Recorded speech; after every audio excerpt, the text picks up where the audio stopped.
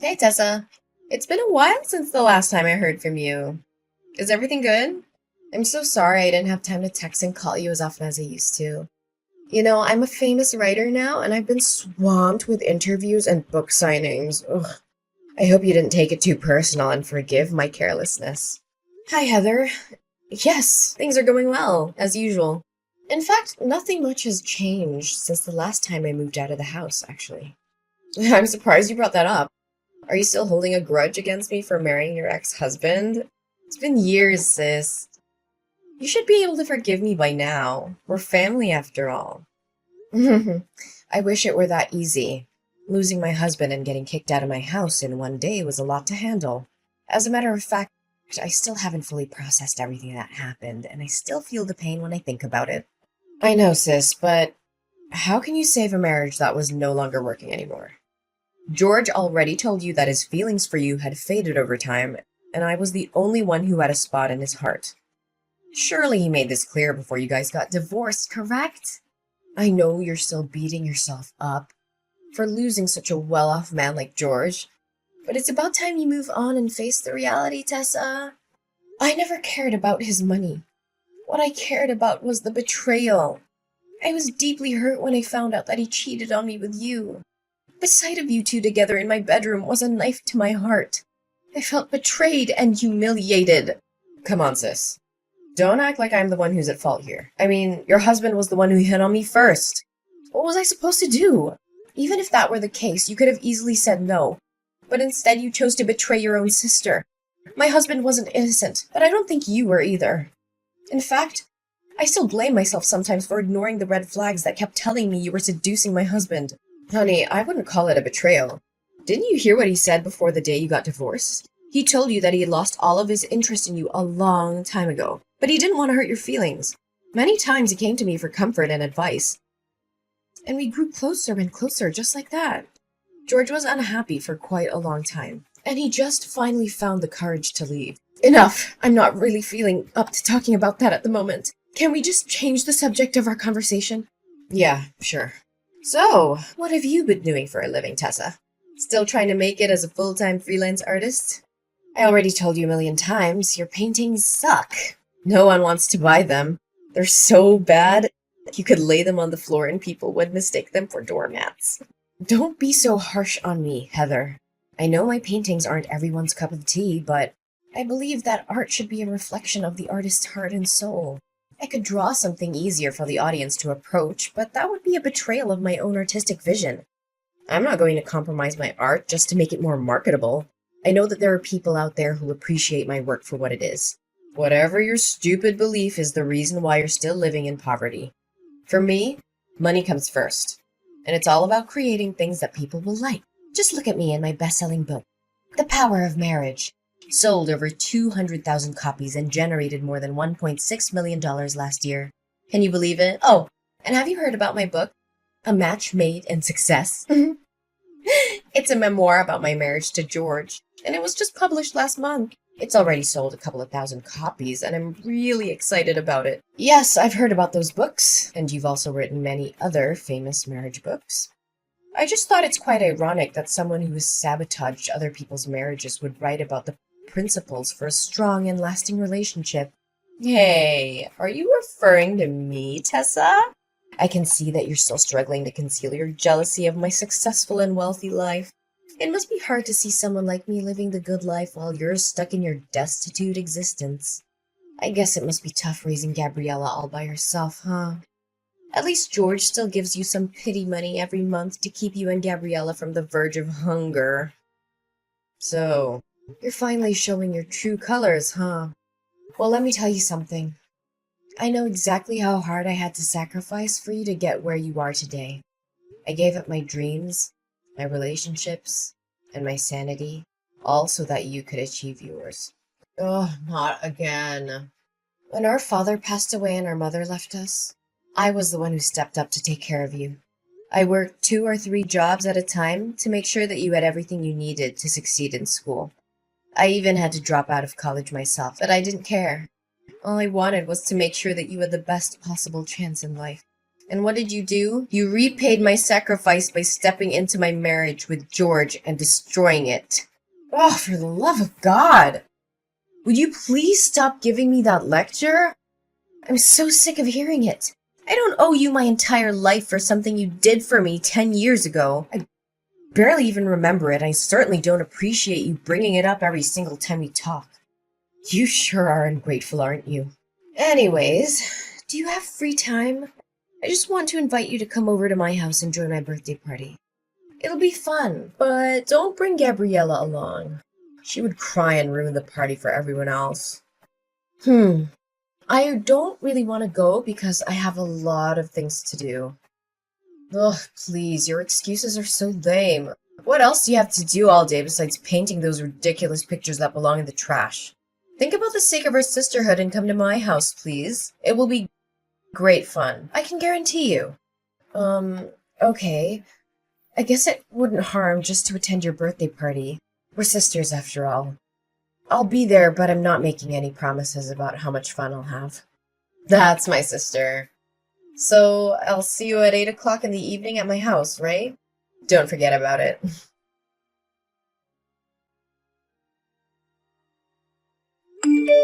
What was your intention of inviting me to your dinner party last night? You treated me like my presence wasn't even important. You called me your housekeeper and made me slave away for you and your guests. What was that all about? I'm not sure if you were trying to be funny or if you were just being mean. But either way, it was really hurtful. Tessa, really, could you think rationally for just a little bit? How can I call you my sister when you're so impoverished? I mean, judging by the way you dressed yesterday, I can only guess those outdated garments were bought at a thrift store or a garage sale. It's embarrassing to be seen with you in public. You don't even deserve to be my housekeeper. What? How can you say that about your own sister? Are appearance and money truly that important? What else could be more important? I mean, look at how my friends dress and look. They're all from wealthy families, have high social status, or are celebrities. If I claimed you as my sister, they'd laugh at me in my face and then shun me. You wouldn't want that to happen to your own sister, would you? But why didn't you give me a heads up? Instead, you made me a laughingstock in front of your friends. Well, it's not like you would find anything more decent to wear even if I told you about my friends in advance. But thanks for coming anyway. You were very helpful at cleaning after the party. I was so concerned because my current housekeeper asked for a sick leave and I couldn't find anyone better to replace her. So you called me up just so I could do the work for your housekeeper? Well, I'm not surprised by your actions anymore. After all, you've already stolen my husband and belittled my chosen profession. What else couldn't you possibly do to hurt me? One thing I'm a little concerned for you, though. Concerned for me? Why would you be concerned for me? I have everything I could ever want. I'm at the top of my career. I own your former house and your wealthy ex-husband. And I'm living the best life imaginable. What could possibly be wrong? Well, I'm just interested to see how the audience will react when they find out that your marriage is not as perfect as it seems. Will they be disappointed? Will they be shocked? I can't tell for sure. What do you mean when saying that my marriage isn't perfect? We are both incredibly successful people. I'm a world-renowned writer, and George is a household name who earns over $500,000 per year. What could possibly go wrong with my marriage? Well, I'm not trying to be nosy, but I found out yesterday that you and George are sleeping in separate rooms. I don't have to be a psychologist to know that sleeping apart can be a sign of troubled marriage, or even a marriage that's on the verge of dying. Am I correct about that? What? How dare you break into my room without my permission? I'm sure you were looking for something to take from my house. What? I may have some financial problems, but I'm certainly not a thief. You were the one who told me to clean the entire house before the guests arrived. Remember, I only did what you asked me to do. Oh yeah, I told you that. But it's understandable that every marriage has its ups and downs. My marriage with George is no exception. We've had a few arguments lately and we're not talking to each other right now. But that doesn't mean our marriage is on the verge of dying, like you said. The condition of the master bedroom is a clear indication that it hasn't been used in a long time. The air is stale and musty, the floor is covered with a thick layer of dust, and there are cobwebs in the corners. The windows are also smudged with dirt. Just admit it, you and George weren't sleeping together for years. Why do you have to keep pretending that you have a happy marriage? We both know that's not the case. You're not fooling anyone. It's my family business. Don't stick your nose into it. I'm sure your audience will be devastated to learn that the power couple, an impeccable marriage they look up to, is nothing but a complete sham. I'm sure the press will be thrilled after I reveal to them this hot topic. You! How dare you threaten me like that? No, I mean, Tessa, why should you ever rat out your own sister? Really? I've made a great fortune and achieved fame from selling those books. If anyone ever finds out the truth about my marriage with George, my reputation will be ruined and I'll be ruined with it too. I'm begging you, Tessa, please don't tell anyone about this. Just a few minutes ago, you were raising your voice at me, calling me your housekeeper, and belittling me for my financial status. What's the reason for your sudden change in your behavior? Well, Tessa, you know I didn't mean what I say.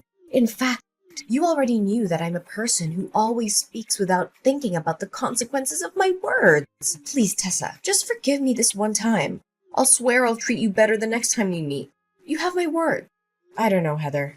You've done me wrong over and over again. I don't know if I can still put my trust in you after all of this.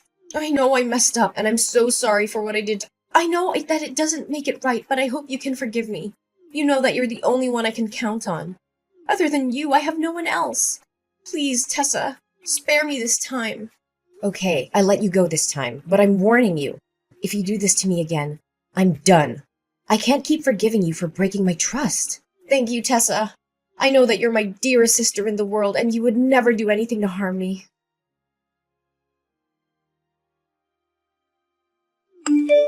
Tessa, are you there? I have something very important to talk to you about. Yeah, I'm here. What's up? I have something to ask you. It may sound a little strange, but just hear me out, okay? Sure, go ahead. I'll try to help you the best I could. Listen, can you let me borrow your daughter, Gabriella, for some time? The situation is urgent, and you can't say no to me. What? Borrow Gabriella? What do you need my daughter for? In fact, what are you even thinking? I know this is a lot to process all at once, but I had no other choice. Press has been hounding me with questions about my child with George. They've been asking when we're going to have a child, why we haven't had a child after 4 years of marriage, and even if I'm infertile. I've been bombarded with so many questions, and I finally felt like I had to defend myself. I had to tell them that we already have a child, but we've chosen to keep her out of the public eye. So now you want Gabriella to pretend to be your own child? That's only gonna worsen the situation. You can't cover one lie with more lies. You know that. But what could I do in that circumstance? Tell them that my marriage with George isn't fulfilled and happy as it looks on the surface? If the press found out about it, my life would be a complete disaster. I've worked so hard for my career. I've built everything I have from the ground up. The fame, the money, the spotlight. Everything I own would dissipate in just a blink of an eye. How can I live with that? I don't know, Heather, but this is just too much. Gabriella is my daughter, and I love her more than anything in the world. I just can't hand her over to you like a merch. Oh, sister, don't make it sound so complicated. I'm just gonna borrow Gabriella for the press release of my upcoming book. After that, I'll let her back into your arms, safe and sound. In fact, after appearing at my press release as my daughter, Gabriella will become famous just like me. With her newfound fame, she'll be able to earn a lot of money and sign contracts with large brands. This will turn you and your daughter's destitute life into something that's worth living. Don't try to bait me with money. You know that I'm not a materialistic person like you. Besides, Gabriella doesn't need the kind of fame that is based on lies. She deserves to be famous for her own merits, not because of someone else's deception. I don't want her to end up like you, living a life that is based on falsehood and manipulation. I know, but at least help me out this time. If you still consider me your sister. Look, if you don't lend me a helping hand this time, my whole career and everything I put effort into will go down the drain. Do you actually have a heart to see everything I've worked for get destroyed right in front of my eyes? Look, if you don't agree to my plan, then I have no reason to exist in this world anymore. What are you saying, Heather? Please don't think about doing anything stupid. You still have a whole life ahead waiting for you. Just divorce George and rebuild your happiness from scratch. You still have plenty of time. You're still young. Are you crazy? I can't give up the fame, money, and glory that I'm possessing. It's the most ridiculous thing I've ever heard. If you don't agree with my plan, it's all over. Ugh, don't break my heart into a million pieces. You know I only have you and Gabriella as my flesh and blood relatives. So you agree to do as I say. Come on, I'm only borrowing Gabriella for one day. I'll have her back to you before you know it. All I'm going to do is introduce her to the audience and have her practice answering some questions for the press. I just need her to convince everyone that I'm her mother. I promise I won't do anything to harm her. I just need her help for one day, and then she'll be back with you. Okay then, if you insist. That's my sister. I'd like to borrow her for tomorrow morning for my press release. It starts at 9 a.m., so I'll come to your house at 8 a.m. to pick her up. You know, this press release is for my new book, The Parenting Journey, a roadmap for raising happy, healthy children. I know the audience will love it, especially when I introduce my own child, who I'll claim to be the source of my inspiration. This is so wrong, Heather. I feel like you're lying to the audience, especially your fans. Honestly, my biggest advice for you at this very moment is to stop before it's too late. I know. Just help me this one time and I'll promise I'll never ask anything from you ever again. Fine, I'll help you this time, but please don't do anything out of line.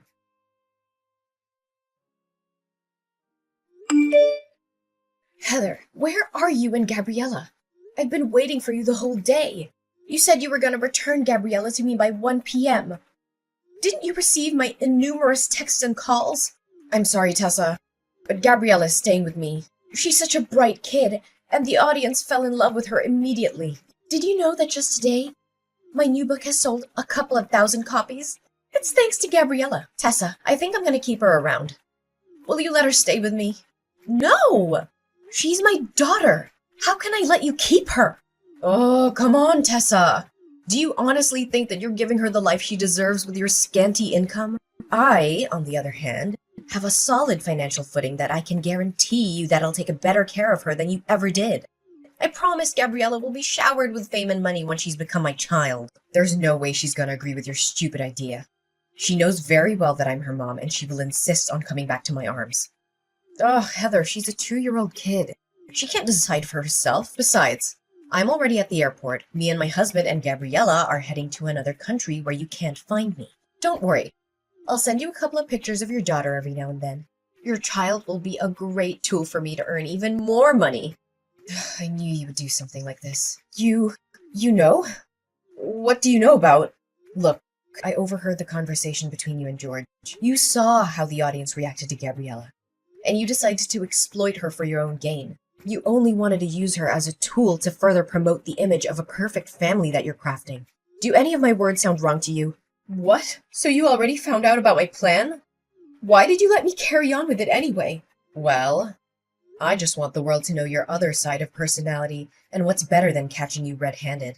By the way, me and the paparazzi are after you.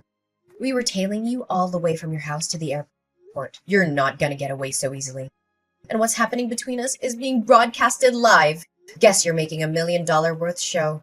Just as you always wanted. What? Where are you? Show yourself now. I don't have time to play the game of cat and mouse with you. Well, take a look behind your back and find out. Heather was shocked when she saw me and a crowd of paparazzi chasing after her, demanding answers. Everyone now knew the truth about her so-called happy and successful family. It was all a lie, a carefully crafted facade to make money. In reality, Heather and her husband George hadn't spoken to each other in years. She'd found out he'd been cheating on her with another woman, and she had been too humiliated to tell anyone. Now, the truth was out, and Heather was facing the consequences. Her books were being boycotted, her reputation was in ruins, and she was being sentenced to 3 years in prison for kidnapping. The prospect of my sister being able to write again seems daunting, and it may take a considerable amount of time. Additionally, I am uncertain if anyone will ever believe what she says again after what happened. Finally, Gabriella got back into my arms again. My precious girl is the angelic light that guided me even during my darkest days. She's my reason for living, and every picture that I paint reflects the immense and inseparable love between us. As my daughter Gabriella became famous, my paintings also gained more recognition. The audience finally understood the deep meaning behind my paintings, which depict the special bond between a mother and child. Eventually, I was able to open my own painting gallery. With the proceeds of the sale of my paintings, which amounted to almost $100,000, I donated half the money to charities that provide financial assistance to single mothers. I hope to uplift their lives in the same way that mine had been uplifted.